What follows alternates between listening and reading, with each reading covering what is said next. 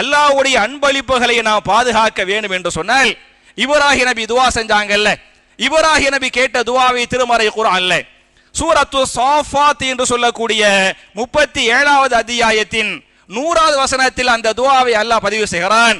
ரப்பி ஹபுலி மினஸ் சாலிஹீன், என் இறைவனே சாலிஹான வாரிசுகளை எனக்கு தந்தருள்வாயாக. என் அருமை சகோதரர்களே, தாய்மார்களே, உங்களுக்கு தெரியும் பல்லாண்டுகள் அவங்களுக்கு அல்லாஹ் புள்ளை பாக்கியங்களை கொடுக்கவில்லை. ஏறக்குறைய இந்த துஆவை கேட்கிறாங்கல்ல, இந்த துஆவை இப்ராஹிம் நபி கேட்கும் போது 25 வயசு 30 வயசுங்கிறது மட்டுமல்ல, நீங்க இமாம் இப்னு கதீர் அவர்களுடைய தஃப்சீர்ல பதிவு பண்றாங்க, இப்ராஹிம் அலைஹிஸ்ஸலாம் அவர்கள் 80 வயதை தாண்டி விட்டார்கள். எத்தனை வயசா? 80 தாண்டிட்டாங்க.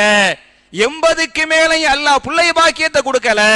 அப்ப கேட்கறாங்க ரப்பி ஹபுல், எப்ப 80 வயசுக்கு மேல கேட்கறாங்க.